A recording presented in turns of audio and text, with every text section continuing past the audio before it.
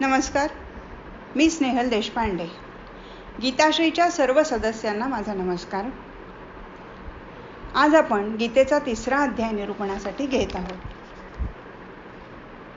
अगदी सुरुवातीला पहिल्या 2 श्लोकातच अर्जुनाने भगवंतांना प्रश्न विचारला आहे.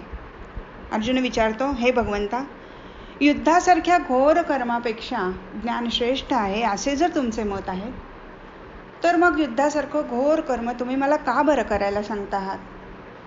आणि एकदा युद्ध कर म्हणजे कर्म कर असं सांगून पुन्हा स्थिर बुद्धीच्या योग्याचं ब्रह्मस्थिती प्राप्त करण्याचे वर्णन तुम्ही करून माझा अगदी गोंधळ उडवून देत आहात. मला माझ्या कल्याणाचा कोणता तरी एकच काय तो मार्ग तुम्ही सांगा. भगवंतांना युद्धाचे घोर परिणाम दिसत नव्हते का? तर दिसत होते, त्यांना माहीत होतं. पण त्याहून अधिक घोर दुष्परिणाम टाळण्याकरता हे युद्ध करणं आवश्यकच होतं. म्हणूनच हे युद्ध व्हावे यासाठी त्यांचा आग्रह होता. शिवाय जे हिंसात्मक कर्म घडणार होतं त्या कर्माच्या पापापासून मुक्तता कशी होईल, ते बंधनकारक न होता उलट मोक्षप्रदच कसे होईल याचा रहस्य मंत्र भगवंतांना ठाऊक होता. आणि म्हणूनच भगवंतांनी 3ऱ्या श्लोकापासून कर्मयोगाच्या खऱ्या स्वरूपाची ओळख करून द्यायला सुरुवात केली आहे. 2ऱ्या अध्यायात भगवंतांनी 2 निष्ठा सांगितलेल्या आहेत. निष्ठा म्हणजे काय? साधण्याची पराकाष्ठा किंवा साधना जेव्हा परिपक्व होते त्याला निष्ठा असं म्हणतात. अर्जुनाचा शोक दूर होण्यासाठी ज्ञानमार्गाला अनुसरणारे जे सांख्य तत्वज्ञान ते त्यांनी एक सांगितलं. हे का सांगितलं तर ते लगेच पटणार आहे. आत्मानात्म विचार सांगून तस्मात् सर्वाणि भूतानि न त्वं शोचितुमर्हसि म्हणजे सर्व भूतमात्रांविषयी तू शोक करणे योग्य नाही असा निष्कर्षही सांगितला. तर 2री म्हणजे कर्मयोगनिष्ठा सांगितली. कारण युद्ध करावे का करू नये असा प्रश्न अर्जुनाला पडल्याने 2ऱ्या अध्यायाच्या 38व्यापासून ते 53व्या श्लोकापर्यंत कर्मयोग निष्ठा त्यांनी सांगितली. कारण त्यातच या प्रश्नाचे उत्तर सापडतं. सांख्यनिष्ठा सर्व कर्माचा त्याग करून संन्यास घेण्यासाठी सांगितली नसून अर्जुनाचा शोक घालवण्यासाठी सांगितली आहे. आणि प्रत्येक वेळी भगवंतांनी नानु शोचितुमर्हसि न त्वं शोचितुमर्हसि तत्र का परिदेवना असा निष्कर्ष सांगून पुढे युद्धाची आठवण करून देण्याकरता तस्मात् युध्यस्व भारतो युद्धाय कृतनिश्चयः असे बजावले आहे. दरवेळेस त्याला आठवण करून दिली आहे की अर्जुना तुला युद्ध करायचंय बरं. आता कर्मयोगाचे संपूर्ण विवेचन तू ऐक असं भगवंत म्हणतात. पूर्वीच्या काळी संपूर्ण कर्माचा त्याग केल्याशिवाय मोक्षप्राप्ती होत नाही असाच समज होता. आणि म्हणूनच न योत्से मी युद्ध करणार नाही असे धनुष्यबाण टाकून अर्जुन बसला. परंतु संन्यास घेऊन सिद्धी प्राप्त करण्याबरोबर कर्मयोग हा दुसराही एक मार्ग सिद्धी प्राप्त करून घेण्याचा म्हणजे मोक्ष मिळवण्याचा आहे हे त्याला माहीत नव्हते. एक म्हणजे केवळ कर्म टाकून स्वस्थ बसले की नैष्कर्म्य साधले असे जे अर्जुनाला वाटत होते ते चुकीचे होते. नैष्कर्म्य म्हणजे कर्म नसणे असा जरी शब्दशः अर्थ असला तरी नैष्कर्म्य म्हणजे निष्क्रियता नाही, तर नैष्कर्म्य म्हणजे ज्ञान, शांती आणि समाधान. आणि कर्मसन्यास हाच काय तो मोक्षप्राप्तीचा मार्ग आहे ही 2री कल्पना पण पूर्णपणे अर्जुनाची चुकीची होती. त्याचे कारण भगवंत पुढे सांगत आहेत. ते 5व्या आणि 6व्या श्लोकात भगवंत म्हणतात, एक क्षणभर देखील मनुष्य कर्म न करता राहू शकत नाही. शरीराची सगळी कर्म चालूच राहतात. चालणं, बोलणं, खाणं, पिणं किंवा अगदी ही कर्म टाकली तरी साधी देहधारणाही होणार नाही. संन्याशालाही भूक लागतेच. त्याचप्रमाणे जी कर्मे ऐच्छिक नाहीत ती पण होतच राहतात. श्वास घेणे, सोडणे, अन्नपचन, रक्ताभिसरण हे कसं थांबवता येईल? आणि अगदी हट्टाने इंद्रिय आवरली तरी मनात विषयांचं चिंतन चालतच राहणार. उदाहरणार्थ उपास करायचा पण भुकेमुळे मनात खाण्याचे विचार येतातच. आणि जेवणापेक्षा त्या विचारातच माणसाचं मन जास्त वेळ रमलं म्हणजे इंद्रिय आवरली तरी मन जर भोगात रमत असेल तर कर्मसन्यास कसा होईल? अशा वरवर इंद्रिय आवरून मनाने त्या विषयाचे चिंतन करणाऱ्या माणसाला भगवंत दांभिक असे म्हणतात. खरा कर्मसन्यास फक्त बाह्येंद्रिय आवरून साधत नाही. धनुष्यबाण टाकून देऊनही ते साधणार नाही, कारण मनात विचार चालू राहणारच. अशा दांभिकपणाने बुद्धी कलुषित होणार. त्यापेक्षा विषयात इंद्रिय असतानाच मनाच्या निग्रहाचा अभ्यास करून हळूहळू इंद्रियांवर संयम मिळवणे अधिक चांगले नाही का? भगवंत म्हणतात, जो मनुष्य मनाने ज्ञानेंद्रियांना आवरून कर्मफळाची आसक्ती सोडून आपली विहित कर्मे करतो तो पुरुष श्रेष्ठ. ज्ञानेश्वर महाराज म्हणतात, कर्तृत्वाचा अहंकार आणि कर्मफलाची आसक्ती हेच कर्मबंधन आहे. आणि या दोन्ही गोष्टी टाळणे म्हणजे यज्ञार्थ कर्म करणे. कोणतेही कर्म केले की माणसाला ते मी केले याचे फार कौतुक वाटते. या मीलाच जास्त महत्त्व द्यावेसे वाटते. वास्तविक कर्म कोणतेही करो, चांगले झाले तर लोक विचारतातच, काय हो किती छान चित्र काढले आहे, चित्रकार कोण आहे, किंवा हा पदार्थ फार रुचकर झाला आहे, कोणी केला. गोष्ट उत्तम घडली तर कार्याबद्दल आपोआप आदर वाटतो. पण मी केले असा अभिमान उत्पन्न झाला की कामाचे महत्त्व कमी होते. विनोबा भावे म्हणतात, कर्म अंशस्थानी आणि अभिमान किंवा अहंकार छेदस्थानी ठेवल्यावर जे उत्तर येते ना, ती कर्माची किंमत. उदाहरणार्थ, कर्म 1 धरले आणि अहंकार 2 धरला तर कर्माची किंमत 1/2 म्हणजे अर्धीच होते. हा अहंकार जर वाढत गेला म्हणजे 1/4 1/8 असा वाढत गेला की कर्माची किंमत अधिकाधिक कमी होत जाते. कर्त्याच्या ठिकाणी विनम्रता असेल तर मात्र चांगल्या कार्याचे कौतुक झाल्याशिवाय राहत नाही. आणि ह्या अहंकाराची आहुती हाच मोठा यज्ञ आहे असं स्वामी विवेकानंद सुद्धा म्हणतात. 8व्या श्लोकात भगवंतांनी अर्जुनाला सांगितले, तू शास्त्रविहित कर्तव्य कर्म कर, कारण कर्म न करण्यापेक्षा कर्म करणे श्रेष्ठ आहे. पुढे 9व्या श्लोकात भगवंत म्हणतात, यज्ञानिमित्त केल्या जाणाऱ्या कर्माशिवाय दुसऱ्या कर्मात गुंतलेला मनुष्य कर्माने बांधला जातो. आता आपण आधी यज्ञ कल्पना समजून घेऊया. यज्ञ म्हणजे काय? यज्ञ म्हणजे त्याग, सेवा आणि समर्पण. यज्ञ म्हणजे अहंभावाने स्वतःजवळ काहीही राखून न ठेवता अत्यंत प्रेमाने, नम्रतापूर्वक, श्रद्धापूर्वक, निष्ठेने केले जाणारे कर्म. जगात सगळीकडे प्रचंड मोठा यज्ञ चाललेला आहे. सूर्य उगवतो, त्याच्या जवळ असलेला प्रकाश, तेज, आपली दीप्ती, आपली ऊर्जा सगळं उदारपणे देऊन टाकतो. सूर्याचा हा यज्ञ अखंड चालू आहे. नद्या डोंगरात उगम पावून गावागावातून वाहतात. सगळ्या गावांना, शेतांना पाणी मुक्त हस्ताने देऊन समुद्राला जाऊन मिळतात. सूर्य समुद्राचे पाणी तापवतो. समुद्र आपले सर्व प्राणी काहीही राखून न ठेवता सहज बहाल करतो. त्या वाफेचे ढग बनतात. हेच ढग स्वतःकडे काहीही न ठेवता वर्षाव करतात. अशा तऱ्हेने सृष्टी उदारपणे देत राहते. वृक्ष, लता, वेली आपली फळे, फुले, पाने सर्व उदारपणे देतात. स्वतःसाठी राखून ठेवीत नाहीत. पृथ्वी सुद्धा यज्ञ करते. स्वतःजवळ काहीही राखून न ठेवता धान्याच्या, औषधीच्या, वनस्पतीच्या रूपाने जेवढे देता येईल तेवढे देत राहते. ही सर्व सृष्टी जशी मनुष्याच्या उपयोगाची आहे तसेच मनुष्याने सृष्टीच्या उपयोगी पडावे. एखादे बी पेरले की एक कोंब फुटतो, दुसऱ्या बाजूने मूळ फुटते, पुढे बी नाहीसे होते, पुढे कोंब नाहीसा होऊन त्याचे खोड बनते. बी जर म्हणाले की मी स्वतःला सांभाळून ठेवीन तर पुढे वृक्ष होणारच नाही. विश्वाचे आणि मनुष्याचे अस्तित्व हा परमात्म्याच्या ठिकाणी घडणारा एक मोठा थोरला यज्ञ आहे. हे लक्षात आलं की यज्ञार्थात कर्मणः चा अर्थ नीट समजेल. 10व्या श्लोकात भगवंत सांगतात की ब्रह्मदेवाने कल्पारंभी यज्ञासह प्रजा उत्पन्न केली. म्हणजे प्रत्येक मनुष्याबरोबर यज्ञ म्हणजे स्वधर्म किंवा स्वकर्तव्य निर्माण केले. प्रत्येक मनुष्याला त्याच्या शक्ती, बुद्धीप्रमाणे काही कर्तव्य असतात. त्यालाच गीतेत स्वधर्म म्हटले आहे. आणि हा स्वधर्म म्हणजे यज्ञ. पुढे ब्रह्मदेवाने सांगितलं की तुम्ही ह्या यज्ञाच्या द्वारा आपला उत्कर्ष करून घ्या आणि हा यज्ञ तुमचे मनोरथ पूर्ण करू. याचा अर्थ असा की प्रत्येकाने आपल्या जन्माबरोबर मिळाले आपले कर्तव्य निष्ठेने, प्रेमाने, त्याग भावनेने करून स्वतःचा उत्कर्ष करून घ्यावा. भगवंत म्हणतात, या यज्ञाने तुम्ही देवतांना संतुष्ट करा. आता ह्या देवता कोणत्या? तर सर्व सृष्टी ही देवता. देवतांना संतुष्ट करा याचा अर्थ सृष्टी मनुष्याच्या उपयोगी पडते तसे मनुष्यानेही सृष्टीच्या उपयोगी पडावे. स्वधर्म कर्माने सृष्टीची, समाजाची पूजा केली म्हणजे आपण एकाकी पडणार नाही. जे कर्म करायचे ते यज्ञ भावनेने करायचे.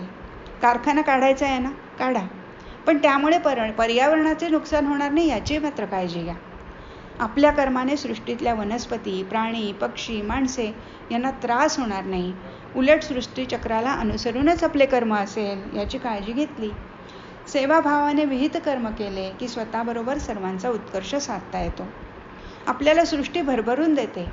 आपल्या घासातला घास सृष्टीला परत करणे आपले कर्तव्य आहे.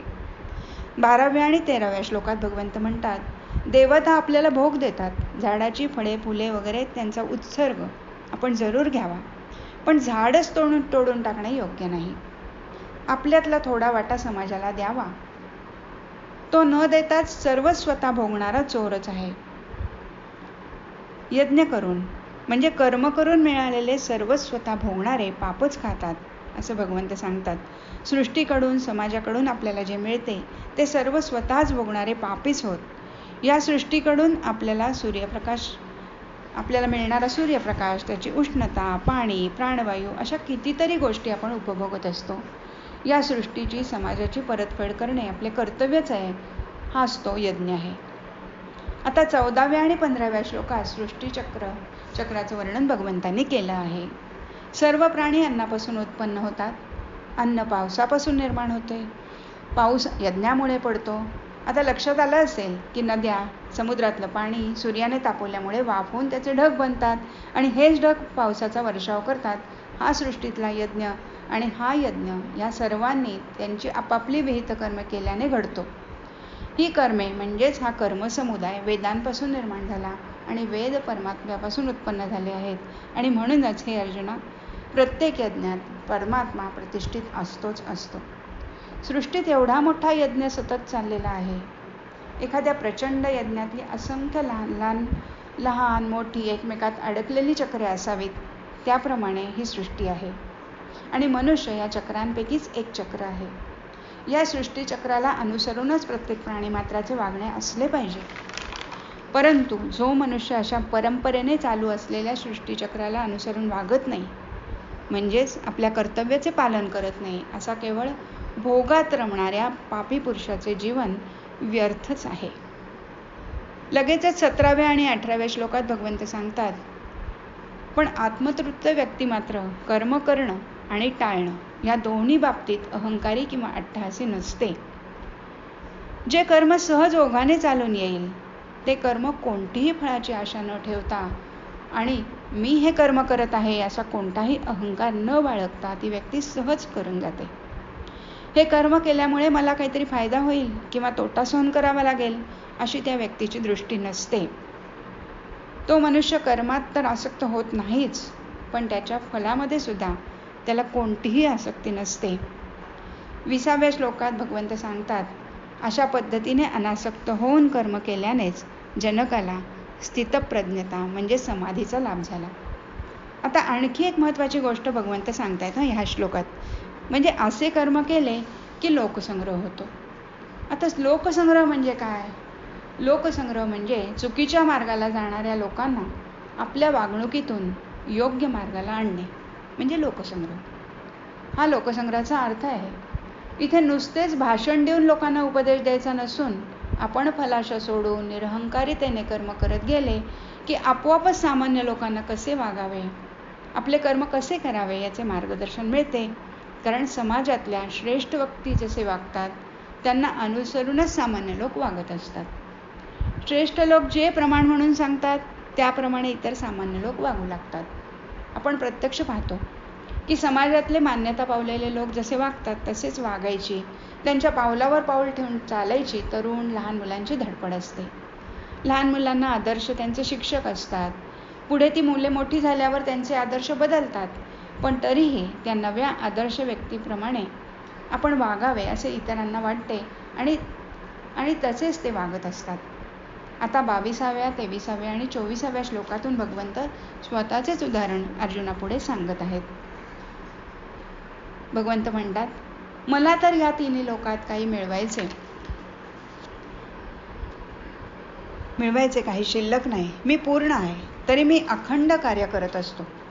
मनुष्याने माझ्याकडे बघून आपापली कर्तव्य कर्मे चोख पार पाडावीत.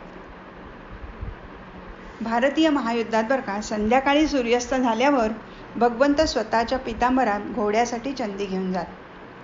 आणि त्यांच्या शरीरात शिरलेली शल्ये काढीत. त्यांचा खरारा करीत त्यांना सोडून पाण्यावर घेऊन जात असत. युधिष्ठिराच्या राजसूय यज्ञाच्या वेळीसुद्धा साधू संत आणि ऋषीमुनींचे पाय प्रक्षालन करण्याचे काम भगवंतांनी स्वतःकडे घेतले होते. मनुष्य जेवढा विनम्र तेवढा श्रेष्ठ असतो. त्याचेच अनुकरण मग सामान्य लोक करतात. भगवंत म्हणतात, मी जर कर्मे केली नाहीत तर मीच प्रजेचा घात करणारा होईन. पुढे 23 ते 26व्या श्लोकात भगवंत सांगतात, अज्ञानी माणूस सारखं काहीतरी हवं म्हणून धडपड करत असतो. माणसाला चांगलं चांगलं खायला, प्यायला, लिहायला आणि राहायला हवं असतं. त्याची धडपड स्वतःच्या सुखासाठी आणि दुःख निवारणासाठी चालू असते. ज्ञानी माणसानेही काहीही अपेक्षा नसली तरी अज्ञानी माणसासारखीच धडपड करायला हवी.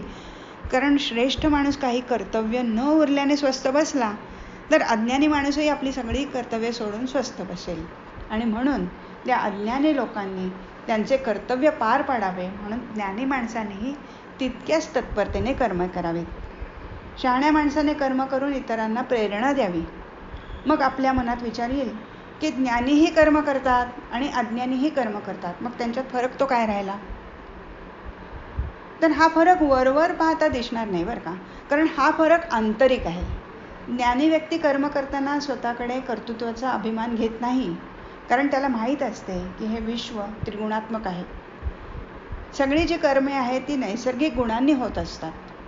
या त्रिगुणांमुळे ही सगळी कर्म घडत असतात. तर अज्ञानी व्यक्ती मात्र स्वतःकडे त्या कर्माचं कर्तृत्व घेतात. मी करता आहे असा त्यांना अभिमान असतो. ज्ञानी व्यक्ती कर्मात आसक्त न होता अलिप्त राहून कर्तव्य कर्म करतात. पण अज्ञानी व्यक्तीला ते साधत नाही. त्याला अलिप्तता शिकवली तर ते कर्मच टाकून देईल. म्हणून त्याला फक्त कर्म करायला सांगायचं आणि अलिप्ततेने कर्म म्हणजे साक्षीभावाने कर्म करणे. म्हणजे एखादे नाटक आपण पाहत असतो की नाही, ते पाहत असताना आपण त्यातल्या सुखदुःखाशी मनाने जोडले जातो. पण मनातून आपल्याला माहीत असते हे नाटक आहे, आपला ह्याच्याशी काही संबंध नाही. हाच तो साक्षीभाव. अशा तऱ्हेने ज्ञानी व्यक्ती प्रकृतीकडून घडलेली सगळी कामं परमात्म्याच्या ठिकाणी अर्पण करते. म्हणजे प्रकृतीच्या आधारे कर्म करून ती यज्ञात आहुती द्यावी, त्याप्रमाणे परमात्म्याला अर्पण करून टाकली. अशा तऱ्हेने फळाची आशा न ठेवता आणि कर्माचा अहंकार न बाळगता कर्मे केली की मनुष्याला मुक्त होता येते. ज्ञान आणि कर्म यापैकी एकाची निवड करणारे खरं तर पढत मूर्खच म्हटले पाहिजेत. कारण ज्ञानीसुद्धा कर्मशून्य नसतो. सृष्टीतल्या इतर प्राण्याप्रमाणे त्रिगुणांच्या अधीन होऊन त्याला कर्मे करावीच लागतात. कर्म टाकूनच दिल्याने कर्मबंधनातून सुटका होणे कदापि शक्य नाही. कारण कर्म न करण्याचे पाप त्याच्या हातून घडतेच आणि तो कर्मबंधनातच अडकतो. म्हणून कर्म करूनच कर्मबंधनातून सुटका करून घेता येते. अर्जुनाने मला युद्ध करायचेच नाही असे म्हटल्याने उलट कर्तव्य कर्म न केल्याचे पाप त्याच्या माथी लागून तो कर्मबंधनात अडकेल. म्हणून इंद्रियांच्या अधीन होऊन कर्माचा त्याग अजिबात समर्थनीय नाहीये. म्हणून शहाण्याने इंद्रियाधीन न होता आपले कर्तव्य कर्म कितीही कठीण वाटले तरी केले पाहिजे. आपल्या स्वधर्मापेक्षा दुसऱ्याचा धर्म कितीही चांगला वाटला तरी तो स्वीकारणे भयावह आहे असे भगवंत म्हणतात. आपली विहित कर्मे करीत मृत्यू आला तरी दुसऱ्याचा धर्म स्वीकारण्यापेक्षा तो श्रेष्ठच आहे. म्हणजे इथे भगवंताला सांगायचं आहे की तू क्षत्रिय आहेस, हे धर्मयुद्ध लढणं तुझं कर्तव्य आहे. संन्यास धर्म जो तुला आपलासा करावा असं वाटतोय ते स्वतःचं कर्म टाकून द्यावं असं वाटतं, हे योग्य नाही. परधर्माचं आचरण भयावह आहे. त्यापेक्षा स्वधर्म पालन करत असताना आलेला मृत्यू जास्त श्रेष्ठ आहे. हे सगळं ऐकल्यावर अर्जुनाला प्रश्न पडला की स्वधर्म इतका स्वाभाविक आहे, त्याचं आचरण हेच पुण्यप्रद आहे. असं असताना इंद्रियाधीन होऊन कोणीतरी जबरदस्ती केल्याप्रमाणे मनुष्य पापाचरणाकडे मुळात का वळतो? म्हणजे त्याला पाप करण्याकडे कोण प्रवृत्त करतं नक्की? या प्रश्नाला भगवंतांनी जे उत्तर दिलं आहे ते आपण विस्ताराने पाहूया. आपल्या ज्ञानेंद्रियांचे शब्द, स्पर्श, रूप, रसगंध असे 5 विषय आहेत. या विषयांविषयी इंद्रियांना राग म्हणजे काम, अनुराग, प्रेम किंवा आकर्षण असतं. तसंच काही विषयांविषयी क्रोध, द्वेष, तिरस्कार किंवा नकोसं वाटतं. सामान्य माणसे आपले निर्णय या रागद्वेष किंवा कामक्रोधाच्या बळावरच घेतात. इंद्रियांचे हे आकर्षण ज्ञानावर आधारित नसतं. एखादी व्यक्ती सुंदर दिसली की तिला नसलेले गुणही चिकटवले जातात. तर कुरूप व्यक्ती गुणहीन असावी असा निर्णय खुशाल घेतला जातो. गोंदवलेकर महाराज फार छान उदाहरणं देतात बरं का. ते म्हणतात, माणसासमोर समजा 2 मार्ग आहेत. पंढरपूरकडे अशी पाटी लिहिलेला एक काट्याकुट्यांचा खडकाळ कडक ऊन असलेला असा एक मार्ग, तर दुसरा झाडावेलींनी सुशोभित छायेचा सरळ सोपा. आपल्याला पंढरपूरला जायचं आहे, तर पंढरपूरकडे असे दर्शवणाऱ्या मार्गाने जायचे का झाडा फुलाने डवरलेल्या सुखावं वाटणाऱ्या मार्गाने जायचे. आणि त्या मार्गाने गेलो समजा, तर कधीतरी पंढरपूरला पोचू का? पण सामान्य माणसाचे निर्णय या कामक्रोधावर आधारितच असतात. त्यांचे ज्ञान कामक्रोधातच लपेटलेले असते. यासाठी भगवंतांनी 38व्या श्लोकात 3 दृष्टांत दिलेले आहेत. भगवंत म्हणतात, ज्याप्रमाणे धुराने अग्नी, धुळीने आरसा आणि वारेने गर्भ वेढलेले असते, त्याप्रमाणे ज्ञान हे कामक्रोधाने वेढलेले असते.